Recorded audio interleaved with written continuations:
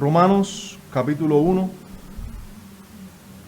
versos 1 al 7, dicen así los versos que tenemos delante. Pablo, siervo de Jesucristo, llamado a ser apóstol, apartado para el evangelio de Dios, que él había prometido antes por sus profetas en las santas escrituras, acerca de su Hijo, nuestro Señor Jesucristo, que era del linaje de David, según la carne, que fue declarado Hijo de Dios con poder, según el Espíritu de santidad, por la resurrección de entre los muertos, y por quien recibimos la gracia y el apostolado para la obediencia a la fe en todas las naciones por amor de su nombre, entre las cuales estáis también vosotros llamados a ser de Jesucristo.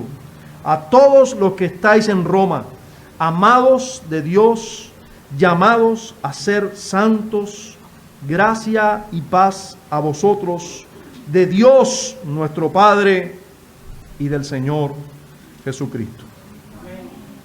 Bendito Dios y Padre nuestro, una vez más te imploramos tu auxilio, tu intervención, tu gracia sobre este tiempo, sobre esta reunión, sobre la proclamación de tu palabra, sobre nuestros corazones para escucharla. Te imploramos tu favor. Bendice también en la adoración que a ti hemos dado cuando a ti te entregamos ofrendas. Bendice, Señor, a cada uno que dio, al que está por dar también y al que no pudo dar. Bendícele proveyéndole. En Cristo te imploramos que ahora te ofrendemos nuestros corazones, toda nuestra mente, Señor, atendiendo a tu palabra, y danos la capacidad para entenderla y obedecerla. Es en Cristo que te lo imploramos. Amén. La mayoría, si no todos los grandes avivamientos y reformas en la historia de la iglesia han estado relacionados con la carta a los romanos. En septiembre de 386 después de Cristo, un prominente profesor en una escuela de Milán, Italia, se sentó a derramar lágrimas en el jardín de su amigo Alipio, contemplando las maldades de su vida. Mientras estuvo allí sentado, escuchó a un niño cantar: "Tolle lege, tolle lege", que en latín significa toma y lee, toma y lee. A su lado había un rollo abierto de la carta a los romanos, y él lo tomó en sus manos. El primer pasaje que captó con su mirada decía: "No en glotonerías y borracheras, no en lujurias y lascivias, no en contiendas y envidia, sino vestidos del Señor Jesucristo, y no proveáis para los deseos de la carne". Este hombre era un hombre que llevaba una vida muy licenciosa, muy pecaminosa. Este hombre escribió posteriormente acerca de aquella ocasión. Escribió: "No quise leer más que eso, ni tampoco lo necesitaba, porque en el mismo instante en que terminé la frase, como por una luz de seguridad infundida en mi corazón, toda la pesadumbre de la duda se me desvaneció". Llevaba tiempo contendiendo con Dios y no creyendo a su palabra. Había leído una porción del libro de Romanos. El hombre se llamaba Aurelio Agustín, más conocido como San Agustín hoy en día, quien tras la lectura de ese breve pasaje de Romanos recibió a Jesucristo como Señor y Salvador y prosiguió a convertirse en uno de los teólogos y líderes más descollantes de la iglesia. Algunos consideran el más. Un poco más de 1000 años después, del 386, 1000 años después casi, o un poquito más, Martín Lutero un monje perteneciente a una orden religiosa católico-romana nombrada en honor de Agustín, un agustiniano, estaba enseñando la carta a los romanos a sus estudiantes en la Universidad de Wittenberg, en Alemania. Y a medida que estudiaba el texto cuidadosamente, experimentó cada vez más convicción por el tema central de la justificación por la fe solamente. Él escribió: yo anhelaba en gran manera entender la epístola de Pablo a los romanos, y ninguna cosa se había cruzado en mi camino excepto por esa sola expresión, la justicia de Dios. Porque yo asumí que se refería a aquella justicia por la cual Dios es justo y trata con justicia a los injustos por medio del castigo. Noche tras día medité en ello hasta que capté la verdad, según la cual la justicia de Dios es aquella justicia según la cual, por medio de la gracia y la pura misericordia, Él nos justifica por fe.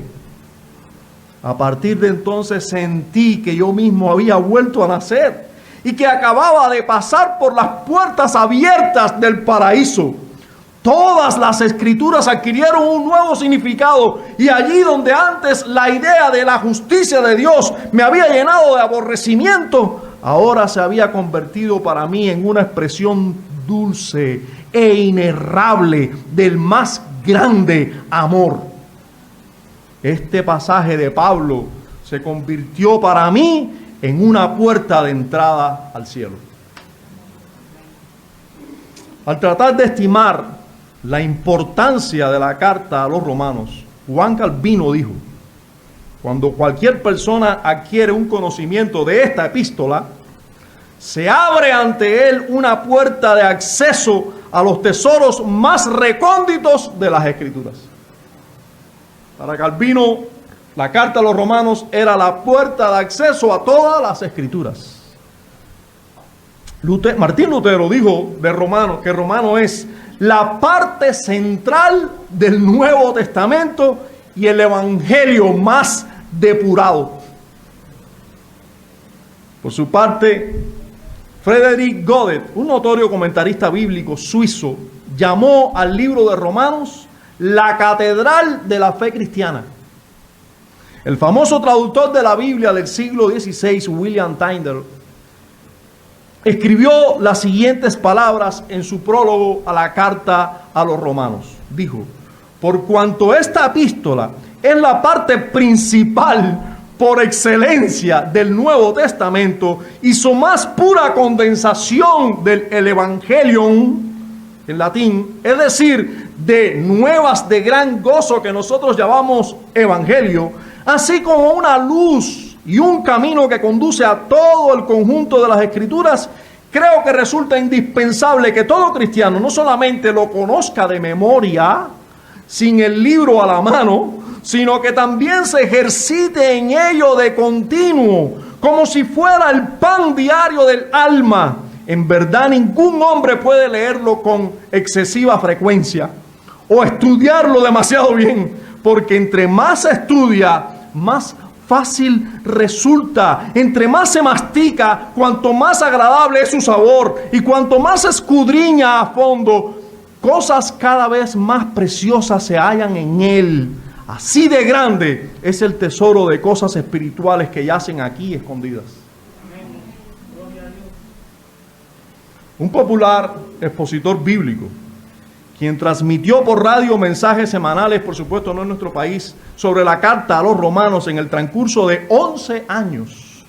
11 años. Espero que nosotros no estemos tanto tiempo. Escribió con respecto a esta amada epístola, escribió: un científico puede afirmar que la leche materna es el alimento más perfecto conocido por el hombre, y puede presentar un análisis donde muestre todos sus componentes químicos, así como una lista de las vitaminas que contiene y un cálculo de las calorías presentes en una muestra dada. Un bebé tomará esa leche sin el conocimiento más remoto de su contenido, y se desarrollará día tras día deleitándose y creciendo en medio de su ignorancia. Ignora el contenido de la leche materna. Así ocurre también con las verdades profundas de la palabra de Dios contenida en la epístola a los Romanos. No tenemos idea de todos los nutrientes que tiene, pero beberla nos va a ser muy saludable. Se ha dicho que Romanos puede deleitar al lógico más brillante y cautivar la mente del genio más consumado, pero que también traerá lágrimas a los ojos del alma más humilde y refrigerio a la mente más simple. Es capaz de tumbarle de un solo golpe para después levantarle de nuevo. Va a despojarle de todo su ropaje, de todo lo bonito con lo que tú te vistas, para después vestirle con elegancia eterna. La carta a los Romanos tomó a un ambulante de Bedford, como lo era John Bunyan, para convertirlo en el gigante espiritual y maestro literario que escribió El progreso del peregrino y La guerra santa. Esta epístola cita al Antiguo Testamento en unas 57 ocasiones, más que cualquier otro libro del Nuevo Testamento. Por todo lo dicho anteriormente, y por mucho más que se pudiera decir, sin exagerar de la importancia y la utilidad de esta carta, he decidido conducirles y les invito a sumergirnos en el maravilloso océano de la carta de Pablo a los Romanos. Nosotros como iglesia ya le tenemos mucho que agradecer a esta carta. Ya le tenemos mucho que agradecer a esta carta. Les recuerdo a algunos de los que están aquí que hace aproximadamente 10 años comenzamos a estudiar esta carta. Algunos de los que están aquí no estaban en esa ocasión, pero otros sí. Pero los que estuvimos, allí comenzó la verdadera reforma de nuestras vidas. Recuerdo que cuando comenzamos a estudiar esta carta, cuando nos adentramos, teníamos mucha oscuridad teológica. Comenzamos allí a dar pasos como tocando sin tocar, sin saber lo que estábamos tocando, pero nos pasa como al niño, comenzó a alimentarnos sin darnos cuenta. Tratamos de descubrir el verdadero sentido de las palabras. Tratamos de predicar expositivamente y eso nos jugó una mala pasada que a la larga ha sido una buena pasada. Nos dimos cuenta que el arminianismo no tenía ningún sustento bíblico. Realmente nos quedamos sin doctrina de la salvación. Se nos abrió un agujero, nos quedamos sin fundamento. Pero a la vez estábamos profundizando, llegando al verdadero fundamento. Allí nos encontramos con otros medios que nos ayudaron a entender mejor esta carta. Maestros a los cuales estuvimos dispuestos a someternos, pues no entendíamos, pues se contradecían los maestros que mirábamos para tratar de entender. Comenzamos a ver otros comentaristas, porque los comentaristas de base arminiana se contradecían a sí mismos. Comenzamos a darnos cuenta que lo que habíamos creído por mucho tiempo no era lo que la Biblia enseñaba. Allí comenzamos a considerar que Dios es el centro de la salvación, que la salvación es de Jehová y no de una decisión de un hombre, que el centro del evangelio era Jesucristo y no nosotros para ser salvos. Allí aprendimos muchas cosas necesarias. Hoy nos encontramos ante la presentación de esta carta, la introducción de esta carta, y vamos a titularle a nuestro sermón, a nuestra predicación, el remitente y los destinatarios de una carta singular. El remitente y los destinatarios de una carta singular. Y vamos a contestarnos en esta introducción a esta carta, realmente preguntas muy importantes. Como he tomado mucho tiempo en la introducción, ya vamos al desarrollo sin hacernos esas preguntas, pues las vamos a contestar en lo adelante. Les invito a que vaya conmigo a la presentación del remitente. Se nos presenta el remitente como un hombre llamado Pablo y que se dice a sí mismo siervo de Jesucristo. El estatus social del remitente es lo primero que se habla en esta carta. Recuerden, estamos hablando de una carta. Y en una carta primero debemos decir quién la escribe. Yo, fulano de tal, te escribe. Pero en esta carta no encontramos yo, el ministro o el importante apóstol Pablo, les escribe.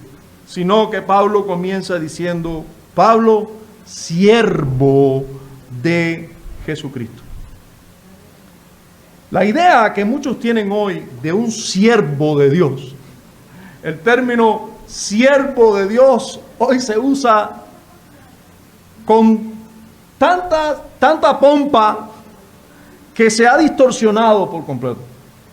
El término siervo de Dios a veces se hace dentro de los círculos evangélicos con tal insinuación de que es una persona muy importante, que ha dejado de verse como se debe ver, como la Escritura nos enseña que debe verse a un siervo de Dios.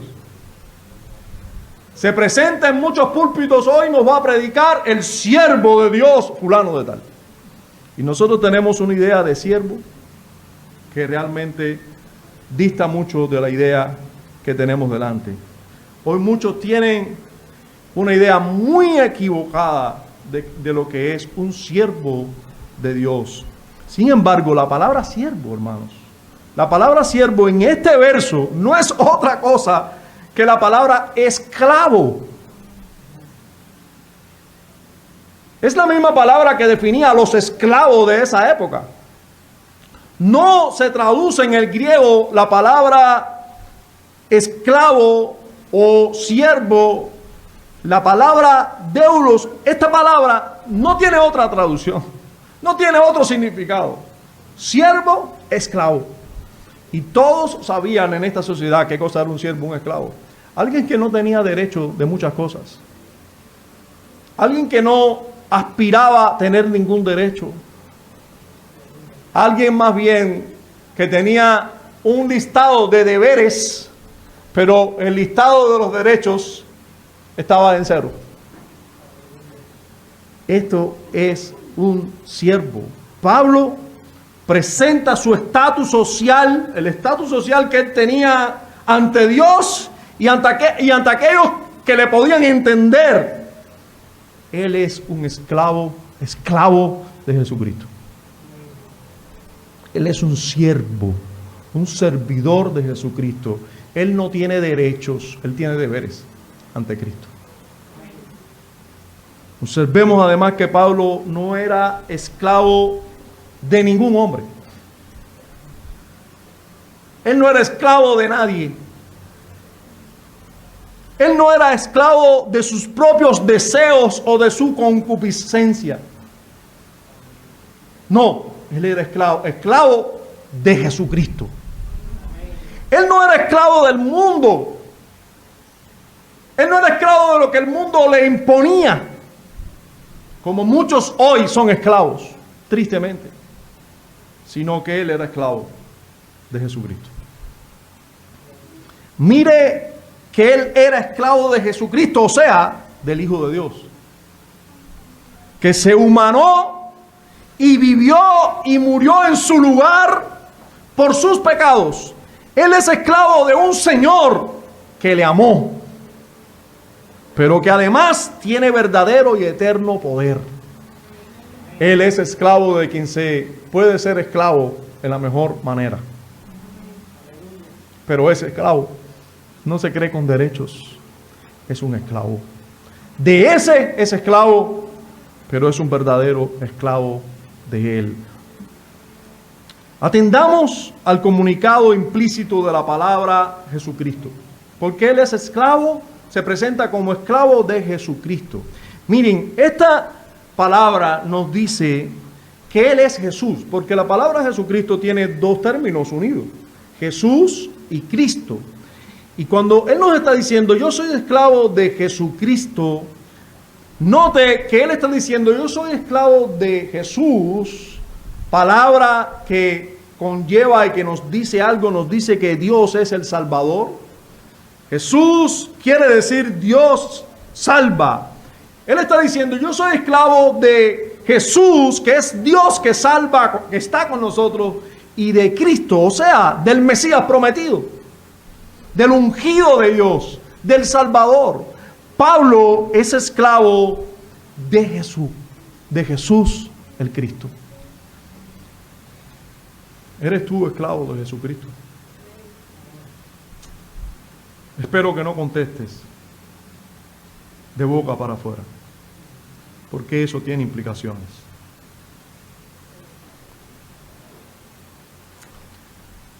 Pablo continúa diciendo que él tenía un llamado celestial. Él sigue diciendo, llamado a ser apóstol. Él está diciendo que no solo es esclavo de Jesucristo, él se está presentando como aquel que es un esclavo de Jesucristo y como aquel que ha sido llamado a ser apóstol. Hay un contraste que nosotros debemos notar, el contraste que en nuestros tiempos tiene esta frase en la misma oración que la palabra siervo. Acabamos de decir y definir qué cosa era un esclavo. Y Pablo dice que él era un esclavo y también era llamado a ser apóstol. Pero hay un contraste aquí, porque la expectativa que el mundo evangélico contemporáneo tiene de la palabra apóstol es totalmente desacertada, llena de maldad. Hoy hay muchos que se autotitulan apóstoles y como son apóstoles, ellos consideran que son gente de otro nivel. Son personas a las cuales tú no te puedes dirigir a ellos si no pides permiso previamente. Tienes que pedir una consulta. Son personas de mucho renombre o se creen con mucho renombre e intocables. Y no son siervos de nadie. Antes bien, ellos tienen muchos siervos. Pero cuando Pablo estaba diciendo yo soy siervo de Jesucristo, estaba incluyendo yo soy siervo también de todos los que Jesucristo me envía. Y hoy vemos en el mismo versículo la palabra siervo. Pablo es siervo de Jesucristo, pero también es llamado a ser apóstol. ¿Cómo los apóstoles de hoy no son siervos de Jesucristo y de todos aquellos a los cuales Jesucristo los envía? En este primer verso de la carta a los romanos encontremos esa presentación de Pablo, que nosotros encontremos eso. Que este nos dice que es un esclavo y a la vez nos dice que es un apóstol, resulta muy revelador sobre lo que debemos pensar y entender sobre un verdadero apóstol. Entiéndase, por lo tanto, de un apóstol, alguien que ha sido enviado por Dios. Y si es un apóstol de Jesucristo, no estemos buscando ninguno en el día de hoy, para una misión de parte de Dios, siendo este un sirviente o esclavo de Dios y de los hombres a los cuales Dios les envía. Pero en segundo lugar vamos a ver que el que Pablo diga que él es llamado por Dios o llamado a ser apóstol, eso tiene una importancia y nos llama a nosotros meditar en la importancia de la seguridad del llamado de Dios. Es muy importante que alguien que tenga un ministerio esté seguro del llamado a ese ministerio. Pablo se presenta ante los romanos como alguien que ha sido llamado por Dios para su tarea, no alguien que siente que debe ser o hacer algo, sino alguien que ha sido llamado, comisionado, designado por el mismo Dios. Hermano, los ministros de hoy, los oficiales de hoy en una iglesia, así como toda la iglesia que reconoce, porque esto le interesa a ustedes también, no solo a los pastores. Esto que estamos hablando no le interesa solo a los que tienen anhelo por el obispado. No. Esto le interesa a la iglesia, porque la iglesia es la que se beneficia de esos dones. Los ministros de hoy, así como la iglesia que reconoce y se beneficia de estos dones, debemos tener en cuenta que un claro llamado de Dios debe existir en cada ministerio. Debe existir. Y aunque no podemos pretender, por supuesto, que el llamado a pastor en el día de hoy debe ser similar o igual al llamado que Pablo recibió para ser apóstol, no, las diferencias y la distancia que le separa es considerable. Sin embargo, las evidencias y pruebas del llamado al ministerio de pastor o de obispo deben estar presentes y de manera clara. De manera clara. Y esto resulta de crucial importancia, hermanos, por la misión y la labor a la que dichos hombres se deben consagrar. Es crucial. Hoy siempre habrá muchas tentaciones alrededor de dicho ministerio. La aspiración al poder puede ser inducida, y lo ha sido a lo largo de la historia, por muchas aspiraciones mundanas y vanas. Hay personas que van al ministerio simplemente por verse aquí delante, enseñando, o por la visión que muchos tienen hoy de ser un siervo de Dios, pues entonces son estimados en gran manera y entonces quieren estar allí. Uno debe tener mucho cuidado de que no tenga una motivación incorrecta para ir al ministerio. Y la iglesia debe estar velando porque nadie que procure ser pastor tenga esas motivaciones equivocadas. Hermanos, miremos la misión para la que fue apartado Pablo, llamado a ser apóstol y siervo de Jesucristo. Él nos habla ahora, en tercer lugar, de la misión a la que fue llamado. Estamos presentando al remitente, aquel que escribe la carta, y Pablo dice, en primer lugar, que él es esclavo de Jesucristo, que tuvo un llamado de Dios para ser apóstol, y dice que él tuvo ese llamado para ser apartado para el evangelio de Dios. Para ser apartado para el evangelio de Dios. Hablando de la importancia de las señales claras de un llamado al ministerio auténtico, resulta otra prueba fuerte a favor del mismo, la misión que se le encarga.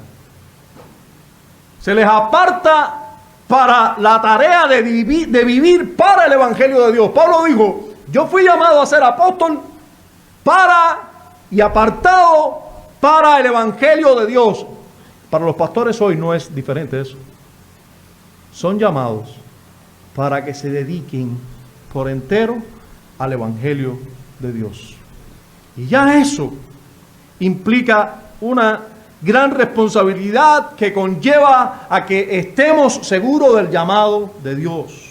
Pablo usa la palabra apartado para, en griego aforizo, lo cual indica claramente que ha habido una acción divina de separación, de quitar a una persona de toda otra responsabilidad para entregar en sus manos la responsabilidad de pregonar, diseminar, cuidar, plantar, regar, hacer crecer y velar por el evangelio.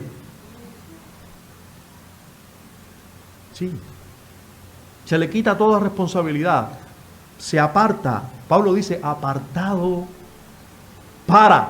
Usted recuerda cuando Pablo y Bernabé fueron apartados por el Espíritu Santo. El Espíritu Santo, ellos estaban allí en Antioquía y el Espíritu Santo dijo, apartadme a Pablo y a Bernabé para el ministerio.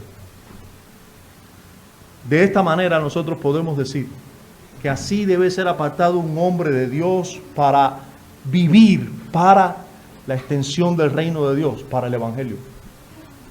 Se le quita toda responsabilidad. Hermano, para que alguien sea apartado y cumpla después de una manera correcta en esto, tiene que ser llamado. Tiene que ser llamado por Dios. Tiene que ser apartado por Dios para eso. Si no, no lo hará. No lo hará.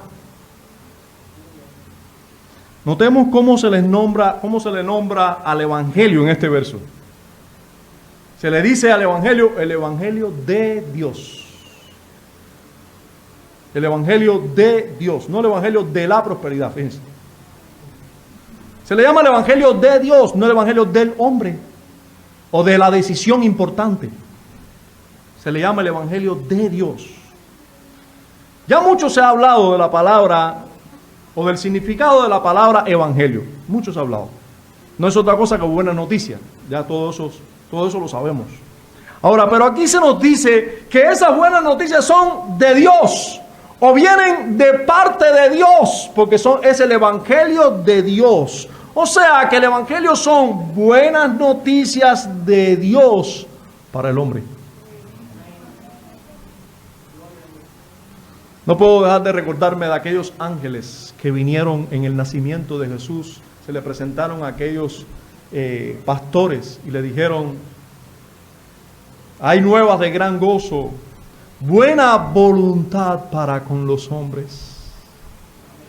En el cielo hay buena voluntad para con los hombres. Pero qué horrible que los hombres lo que creen es que lo que el cielo quiere es que tengan prosperidad económica, que nunca se enfermen y que todo les vaya bien. Y no miran al problema más terrible que tienen, que es su pecado, lo cual los hace condenables delante de un Dios santo. ¿Y qué condenación? No se imaginan que el cielo les ha sonreído para librarles del infierno que todos merecen y que les espera. Pero qué bendición si usted está mirando sus pecados, si usted los ve horrible. Yo quiero decirte, hay buenas de gran gozo para ti. Hay perdón en Jesucristo, lo hay. Si tú ves tus pecados, te aseguro, hay perdón en Jesucristo. Te lo aseguro. Si tú quieres seguir en tus pecados, te aseguro, hay un infierno esperando por ti y un Dios airado todos los días contra ti. Si te da paz en este mundo como el mundo la ve, y prosperidad y salud, ay de ti, porque eso es juicio de Dios para ti. Porque entonces te sorprenderá muerte repentina y estarás por la eternidad lamentando.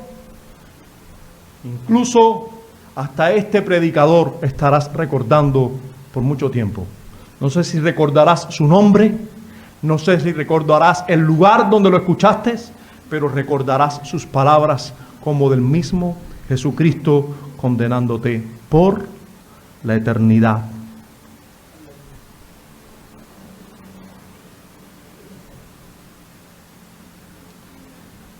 La Escritura nos dice desde cuándo fue prometido este evangelio de Dios, estas buenas noticias de Dios. Él nos ha dado un Salvador. ¿Desde cuándo fue prometido este evangelio? Desde Génesis 3:15, desde la misma aparición del pecado, Dios prometió una buena noticia. Pablo nos dice que ese evangelio de Dios, en el versículo 2, nos dice que Él había prometido antes por sus profetas en las santas escrituras. De esa buena noticia de Dios yo vengo a hablarle. Para esa buena noticia yo fui apartado. Y esa buena noticia no es nueva, fue prometida por los profetas antiguos en las santas escrituras.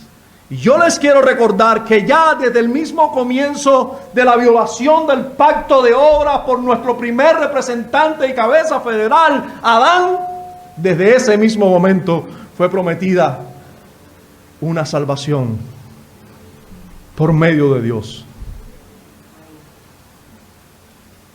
Se le dijo a la serpiente que habría enemistad entre ella y la mujer, y entre su simiente y la simiente de la mujer, y que de la simiente de la mujer nacería quien les aplastaría la cabeza a la serpiente.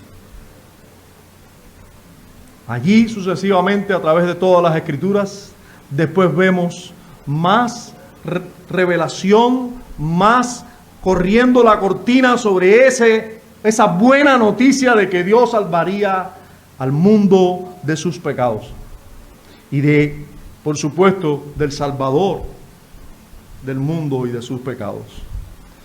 Notemos cómo se llama aquí al Antiguo Testamento.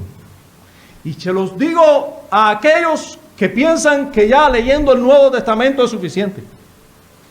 Aquí al Nuevo Testamento se le llaman las Santas Escrituras. Las Santas Escrituras. A todo el Antiguo Testamento. A todo el Antiguo Testamento. Si dije el Nuevo, me confundí allí. A todo el Antiguo Testamento se le llama las Santas Escrituras. Hermanos, esas Santas Escrituras que son el Antiguo Testamento también deben ser parte de nuestra devoción, de nuestra lectura. Recuerden, todas ellas nos hablan de Jesucristo, nos hablan y se nos promete el Evangelio, se nos promete las buenas nuevas de salvación en Cristo. Y también aquí se nos hablan de los versículos 3 al 5, ¿de qué trata principalmente el Evangelio? ¿De qué trata principalmente el Evangelio? Porque Pablo dice que él había sido apartado para el Evangelio de Dios, que él había prometido antes por sus profetas en las Santas Escrituras acerca de su Hijo, nuestro Señor Jesucristo, que era del linaje de David según la carne, que fue declarado Hijo de Dios con poder según el Espíritu de Santidad por la resurrección de entre los muertos y por quien recibimos la gracia y el apostolado para la obediencia a la fe en todas las naciones por amor de su nombre. Pablo comienza a hablarnos acerca de ese Evangelio, de lo que trata ese Evangelio que puede ser llamado el Evangelio de Dios, trata principalmente ¿de qué? De Jesucristo. ¿Cuál es el tema central de ese Evangelio? El tema central del Evangelio es Jesucristo. No somos nosotros. No somos nosotros. Ni nuestra salvación. Ese no es el tema central. Nosotros naturalmente, con la naturaleza que heredamos de Adán, somos egocéntricos. Tenemos a un Dios en nuestro corazón. ¿Eso le sucede a tus hijos? Y usted tiene que saber eso y trabajar con eso. El Dios del corazón de nuestros hijos, hasta que no se conviertan, son ellos mismos. Por eso te dicen, yo no quiero. Por eso dicen, yo quiero esto. Y para eso es ley, porque Dios lo está diciendo. Ellos lo quieren. Pero el Dios de este mundo también es así. El mundo constantemente está pregonando lo que los hombres quieren. Cada uno desde su divinidad minúscula está exigiendo lo que yo quiero. Y déjeme decir que el espíritu y la marca de el mundo es precisamente que el hombre es el que tiene la razón. El hombre es el que dicta las leyes. El deseo del corazón del hombre, el diosito hombre, es el que manda.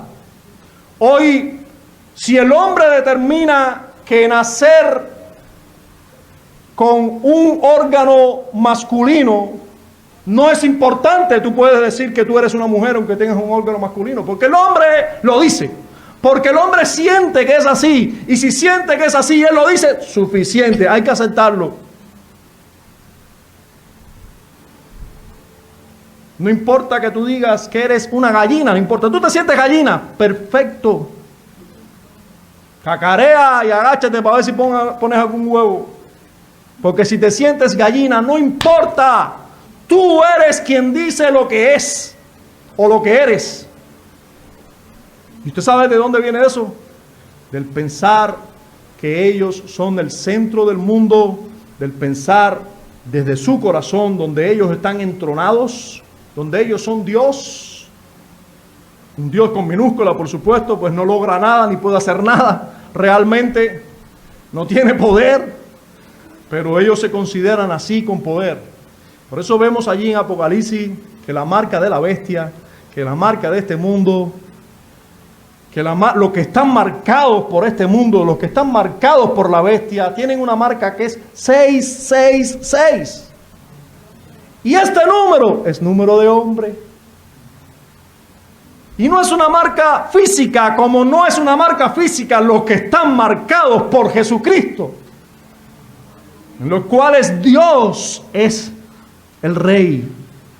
Pero los que están marcados por la bestia, el hombre es el Rey. El hombre es el que dice la última palabra. El hombre lo es todo.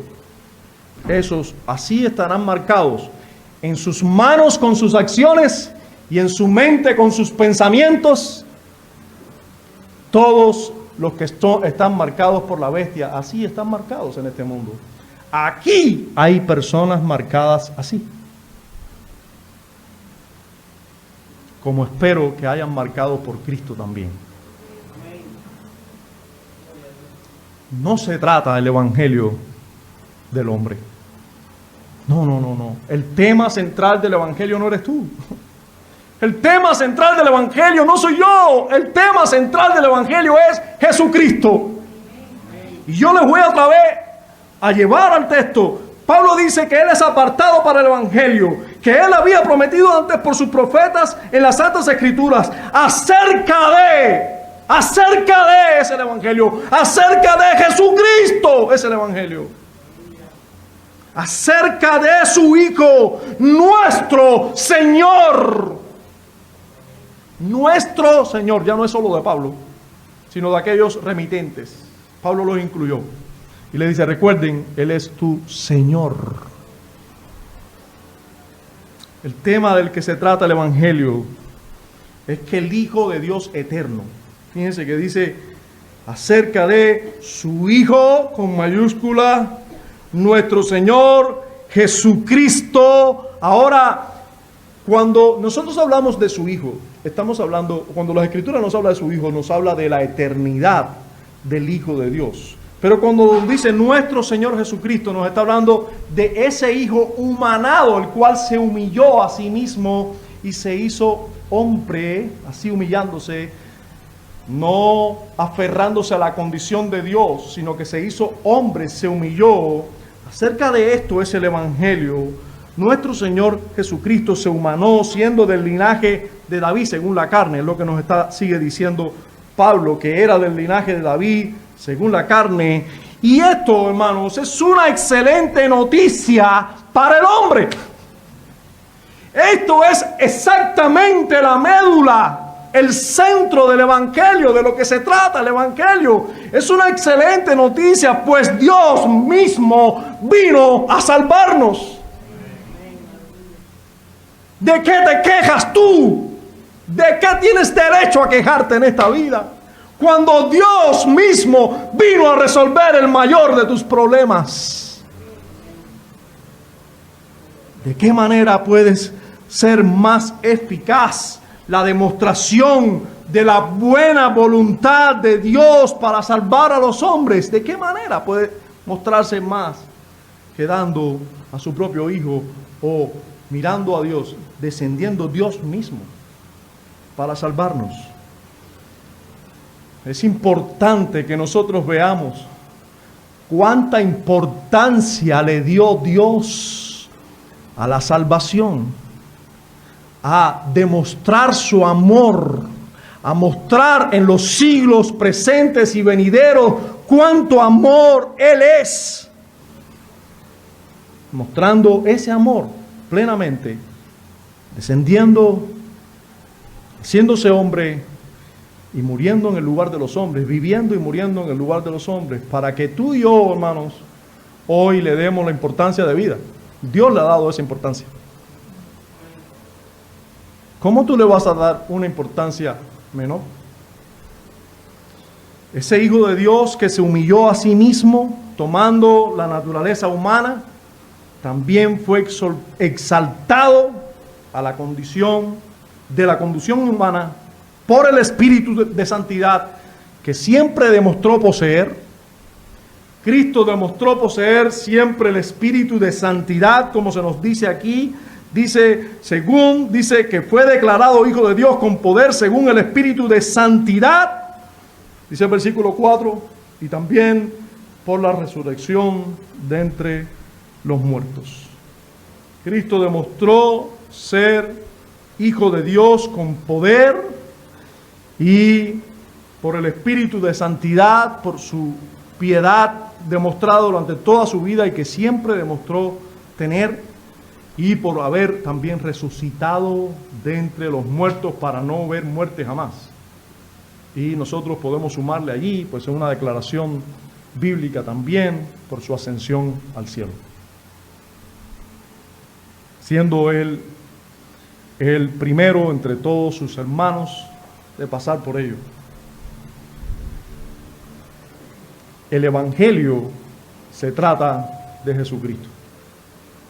Las buenas noticias del Evangelio es Jesucristo. Pues por Él, o sea, gracias a su obra perfecta y completa, es que todos nosotros gozamos de cualquier gracia, de cualquier gracia salvadora o cualquier don. Escúchame bien y vamos a ver lo que dice Pablo aquí. En el verso 5 dice, ¿y por quién? ¿De quién está hablando? De Cristo, el centro del Evangelio. Dice, y por ese, recibimos la gracia. Por ese Jesucristo que es el centro, que es de lo que se trata el Evangelio. Por ese, nosotros recibimos la gracia y el apostolado para la obediencia a la fe. Hermanos, si tú y yo tenemos fe, es por gracia. Porque por gracia sois salvos por medio de la fe. Y esto no de vosotros, pues es un don de Dios.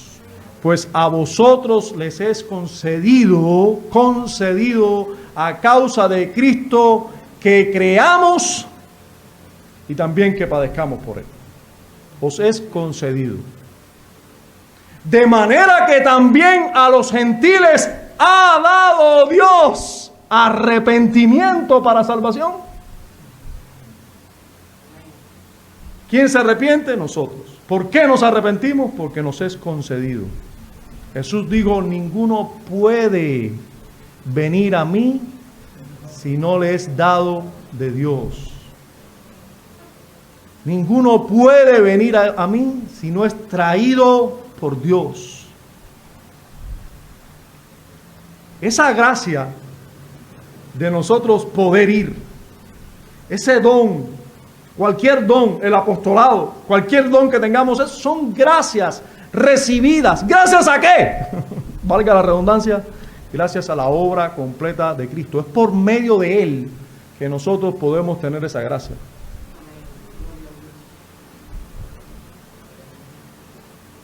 El Cordero fue inmolado antes de la fundación del mundo, pero necesitaba un tiempo de cumplimiento. Todos los que tuvieron fe antes de que Cristo muriera, lo tuvieron gracias a los méritos de Cristo. Escuche bien, si usted no entiende esto, usted pudiera decir, bueno, la fe que hoy tenemos, la tenemos gracias a la obra de Cristo. Pero ¿y la fe de Abraham? ¿Por qué pudo ser posible que Adán tuviera fe si todavía Cristo no había muerto? Bueno, no había muerto en el tiempo, no se había cumplido, pero la obra de redención ya había sido planificada desde la eternidad y los méritos de Cristo ya estaban siendo repartidos o impartidos antes de su muerte. Por gracia también Abraham fue salvo. Y todos los del antiguo pacto fueron salvos gracias a los méritos del Cordero, que fue inmolado antes de la fundación del mundo, pero que tuvo un cumplimiento en el tiempo. Toda gracia que nosotros disfrutamos, que nos lleva a la obediencia. Fíjense, hermano, es bueno que usted entienda este verso. Fíjense, voy a leer nuevamente versículos 4 y 5. Dice, que fue declarado Hijo de Dios con poder, indudablemente hablando de Cristo, según el Espíritu de Santidad, por la resurrección de entre los muertos y por quien recibimos la gracia. Y miren qué tipo de gracia. Y el apostolado para la obediencia a la fe. Y esa obediencia a la fe, ahí la palabra fe se está usando en el sentido no de creer, sino de obedecer o de todas las reglas que hay en el Evangelio que deben ser obedecidas. Obediencia a la fe. Hermanos, toda esa gracia fue recibida gracias a, por medio de, fíjense cómo dice, y por quien recibimos la gracia. Todos los que estamos en Cristo lo estamos gracias a su obra. Gracias a su obra, el Espíritu de Dios puede entonces ministrar a nuestros corazones, cambiar nuestros corazones, que es una operación solo del Espíritu de Dios. Porque si nuestro corazón estuviera en el estado natural, nuestro corazón, todo deseo, todo lo que desea es de continuo al mal. Por eso se promete que en el nuevo pacto, o sea, cuando entres al nuevo pacto, se te iba a dar un corazón nuevo. Ese corazón nuevo se te puede dar y entonces puedes creer gracias a la obra completa de Cristo. Por eso el Evangelio tiene que tratar de Jesucristo. Si fuera por una decisión tuya, el Evangelio debería tratar de ti. Si la salvación fuera por una decisión del hombre, el centro de la decisión, el centro debería, o por lo menos parte del centro debe estar en esa decisión. El centro del Evangelio debían dárselo o compartírselo a aquel por el cual fue posible la salvación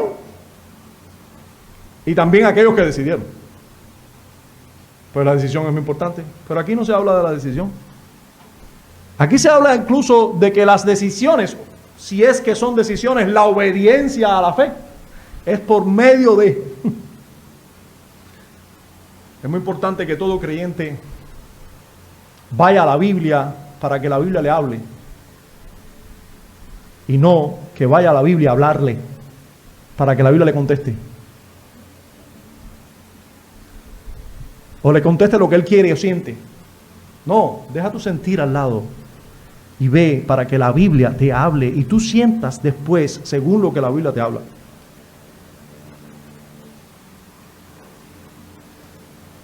Si el Hijo de Dios no se hubiera humanado y satisfecho plenamente la justicia divina, el Espíritu Santo no pudiera ser dado para ser capacitado nosotros para obedecer a la fe o al camino de la fe. No podemos seguir en esto, tenemos que pasar a nuestro segundo punto, que son los destinatarios de esta carta singular. Vamos a ver los últimos dos versos de nuestro pasaje que dice: entre los cuales estáis también vosotros, llamados a ser de Jesucristo, a todos los que estáis en Roma, amados de Dios, llamados a ser santos, gracia y paz a vosotros de Dios nuestro Padre y del Señor Jesucristo. Los destinatarios aquí también son presentados para nosotros, al menos, ¿verdad? Son aquellos llamados a ser de Jesucristo que viven en Roma. Esos son los destinatarios, ¿verdad? Aquellos que son llamados a ser de Jesucristo que viven en Roma. Nosotros tenemos que tener claro que la carta a los romanos no es una carta para todos los ciudadanos de Roma. No, son para aquellos que habitaban en Roma, que estaban llamados a ser de Jesucristo. O sea, es para la iglesia. Las cartas apostólicas en este caso son para la iglesia, algunas para algún individuo que también eran parte de la iglesia y que servía también una carta para toda la iglesia, porque si a un miembro se le pide algo, a todos los miembros del cuerpo se le está pidiendo esto también. Por eso las cartas que son individuales las vemos como hoy cartas para todos, para que todos la compartamos. Eran cartas apostólicas. Lo que el apóstol Pablo le pide a un hombre, eso nos debe servir a todos nosotros, incluso si eres mujer. Algún consejo de Dios hay ahí para el cuerpo. Si hay un consejo para un miembro del cuerpo, hay un consejo útil y necesario para todo el cuerpo. Los destinatarios de esta carta singular son los llamados a ser de Jesucristo que viven en Roma. Fíjense, ellos no son de ellos. Ellos son de Jesucristo. Son llamados a ser no de ellos, sino de Jesucristo. Tú dejaste de ser tuyo cuando te convertiste. Nunca fuiste tuyo de verdad, porque siempre has sido puesto aquí por Dios. Lo que te creías que eras tuyo. Te creías que tenías derecho a hacer lo que tú quisieras. Te creías con muchos derechos. Pero si tú estás puesto aquí por Dios, tú no tienes muchos derechos. Cuando vienes a Cristo, te conectas con la verdad. Pero es necesario que si tú dices que eres de Jesucristo, que entiendas que no te perteneces a ti mismo. Tú eres ahora propiedad de Jesucristo.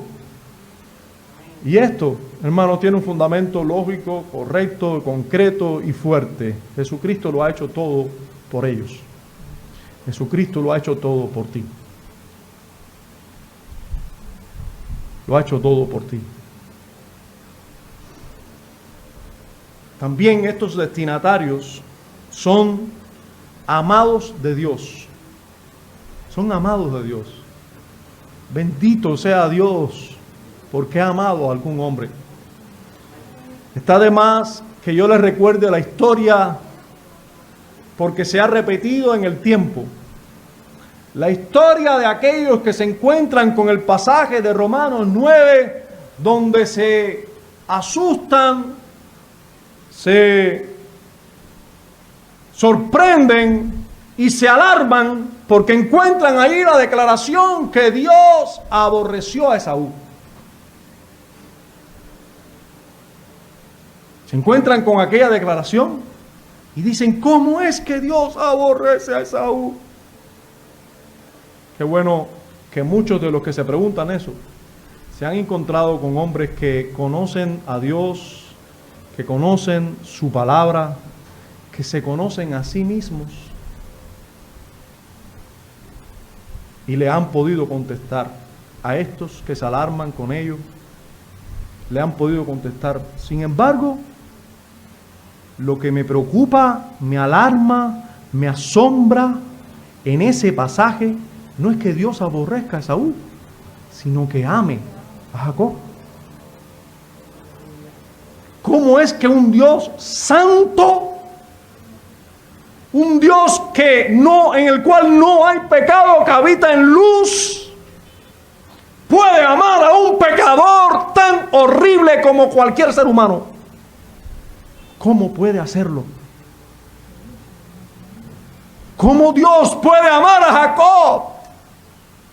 Eso es lo que debemos preguntarnos. ¿Cómo fue que Dios me amó a mí? ¿Cómo fue que Él dio su vida, Él dio a su Hijo por mí? ¿Cómo fue que el Hijo de Dios, eterno, santo, descendió, se hizo hombre, vivió en este mundo lleno de pecado y murió por mí? ¿Cómo es eso? ¿Cómo es eso? ¿Cómo es eso posible?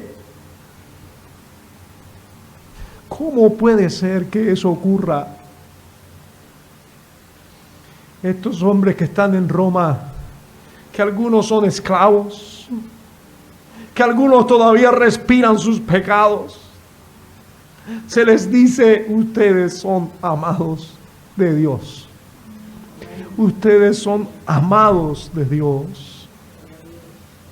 Ustedes son amados por Dios.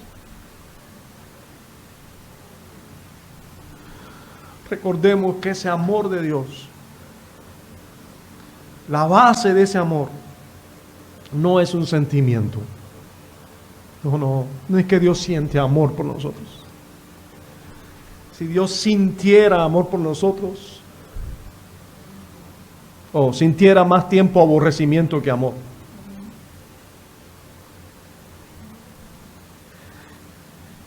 El amor que Dios ha decidido, ha elegido tener es glorioso por nosotros. Y nos enseña de cómo debe ser nuestro amor por Él y por otros. A Dios es fácil amarle, creo yo, cuando le conocemos. Pero amar a nuestros semejantes, amar a nuestro prójimo, amar a otros pecadores, nosotros tenemos que saber qué es el amor para nosotros poder decir, nosotros amamos. Para nosotros saber amar también. Para nosotros entonces rogarle a Dios que nos llene y nos capacite con ese amor. No es aceptable lo que hoy se repite y se repite por el mundo. En esa pareja se acabó el amor. Por eso se separaron.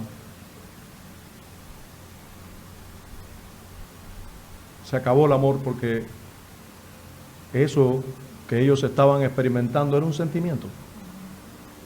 El sentimiento de ilusión que vende el mundo, de amor, eso se acaba. Pero Dios nos enseña en su palabra que el amor no deja de ser. No deja de ser. No busca lo suyo. No busca lo suyo.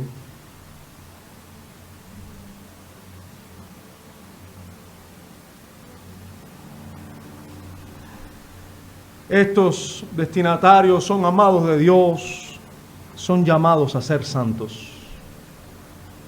Pablo les dice, ustedes son amados de Dios, llamados por Él a ser santos, a ser apartados para Él, apartados de este mundo para Dios, apartados de sus propios intereses y deseos para Dios, apartados de su agenda para que tengan una agenda para Dios, apartados de los pecados, sí, apartados de todos sus intereses para ahora vivir para Él. Todos, no solo el pastor, la ama de casa, debe saberse amada por Dios sin merecerlo, apartada para Dios. El hombre trabajador, la mujer soltera, la mujer viuda, el joven soltero, el niño, todos debemos sabernos apartados para Dios. Eso debemos saber. Eso eran aquellos cristianos que estaban en Roma, llamados a ser de Jesucristo, amados de Dios, apartados para ser santos, llamados a ser santos. Y por último, miremos nosotros cómo se les dice y se les desea gracia y se les desea paz de Dios y del Señor Jesucristo. Se les desea y se les recuerda que hay mucha gracia en Dios. Se les desea que más gracia les sean dadas de parte de Dios. No se les desea que tomen buenas decisiones. Se les desea que más gracia les sean concedidas. Porque si toman buenas decisiones y hacen buenas acciones, eso es por la gracia que Dios les ha concedido. Se les desea paz, que miren que Cristo ha resuelto la paz para que ellos las disfruten ahora, y se les desea que vivan en esa paz. Estos destinatarios son llamados hijos de Dios y súbditos, servidores o siervos de Jesucristo. Así termina esta presentación del apóstol diciéndole: gracia y paz a vosotros de Dios nuestro Padre Bendito sea Dios. Cuán importante es que día a día nosotros recordemos que Dios es nuestro Padre. Qué título tan real de Dios para aquellos que están en su Hijo, pero tan necesario para nosotros recordarlo. Pablo les recuerda, Dios es nuestro Padre. Padre, como el Padre se compadece y a sus hijos, así se compadece Jehová de nosotros. Necesitamos recordarnos que Dios es nuestro Padre. Por eso Jesús nos enseñó a orar todos los días. Así, venir ante su trono y decir, Padre nuestro. Padre nuestro. Ese es Dios para con nosotros. Pero también se nos recuerda que Jesucristo es nuestro Señor. Si tú eres de Jesucristo, si le perteneces a Él, recuerda que tú eres un súbdito, un servidor de Jesucristo.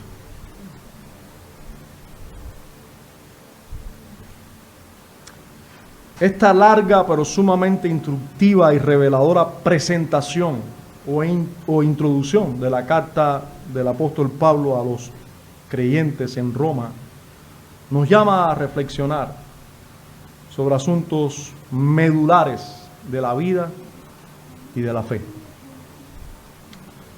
Tenemos que reflexionar, que meditar sobre los cimientos de nuestra fe, los fundamentos de nuestra fe. Pues aquí se nos habla de esos cimientos, de esos fundamentos, de esas bases fundamentales de la fe y de la vida. Debemos reflexionar y meditar cuál es la base de nuestra fe. ¿Somos siervos o esclavos de Jesucristo de verdad?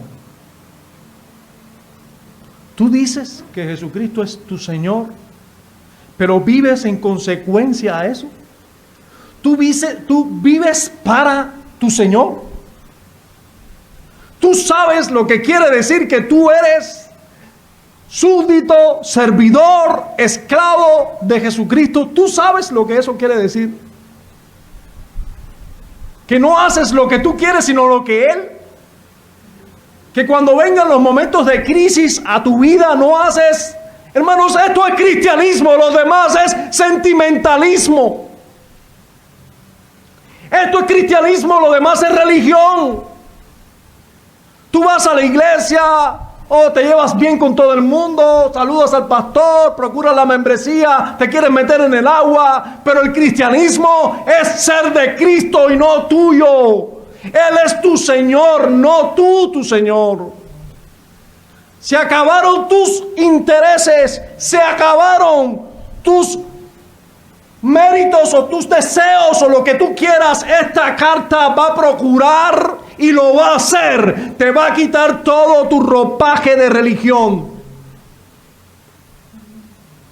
Todo tu ropaje de religión. Se trata de quién eres. De si tú estás en Cristo de verdad. Él es tu Señor. Tú eres su siervo. Es así. Es así de verdad. Espero que también te sirva para que medites si de verdad estás en Jesucristo, eres su esclavo, su siervo. Él es tu Señor. Entonces, si es así, tú eres amado de Dios. Si es así, Él es tu Padre.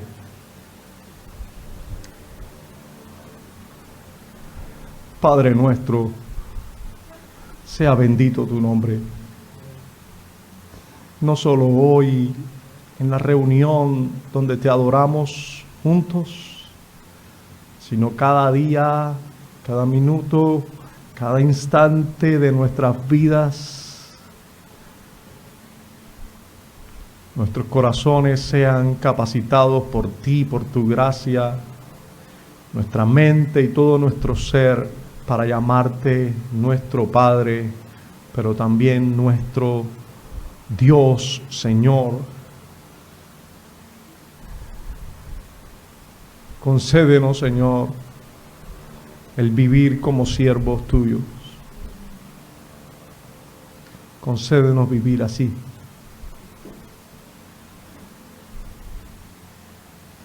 Concédenos vivir cristianismo, no religión. Sea tu nombre bendito en Cristo Jesús. Amén. Amén.